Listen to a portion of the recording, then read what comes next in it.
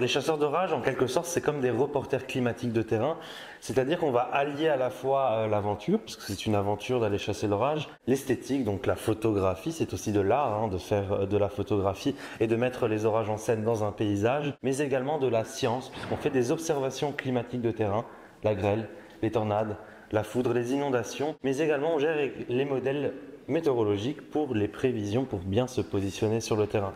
Donc c'est tripolaire, c'est pour ça que c'est passionnant. Aventure, science, mais également l'art, c'est souvent des domaines qui sont très passionnants. Alors pour faire une belle photo d'orage, il y a plusieurs aspects. L'orage seul ne suffira pas pour vous faire une belle photo. Si vous êtes par exemple dans la Beauce avec des champs et des lignes électriques, même si vous avez un bel orage, la photo ne sera pas spectaculaire. Il faut rechercher absolument un bel orage, sans trop d'humidité, ne pas être sous la pluie pour éviter le flou ou les gouttes sur l'objectif, mais également de beaux paysages.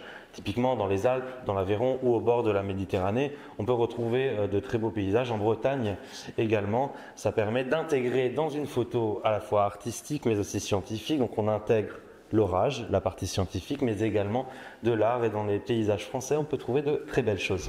L'un des plus beaux orages que j'ai pu chasser, c'est le 4 août 2020 au bord de la Méditerranée, plus précisément du côté de Cannes, où on avait un orage monocellulaire isolé, c'est-à-dire un orage isolé, où on voit toute la structure de l'orage éclairé par la pleine lune, donc une très belle luminosité, pas de parasites lumineux puisqu'on était également en mer.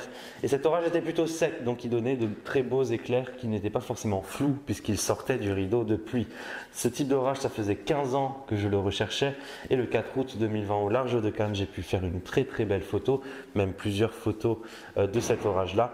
Et l'une des photos a d'ailleurs été élue en catégorie météorologique plus belle photo du monde. Ce qui est intéressant avec le forum Météo et Climat, c'est qu'on peut rencontrer à la fois des passionnés d'orage, tout comme moi, donc échanger sur nos dernières expériences, sur nos plus belles photos qu'on a pu réaliser. Mais c'est partager aussi notre passion avec des personnes du grand public et c'est peut-être ça qui est le plus intéressant. C'est pour ça que je suis là aujourd'hui, c'est notamment pour partager des éléments scientifiques mais aussi des informations sur la désinformation sur les réseaux sociaux.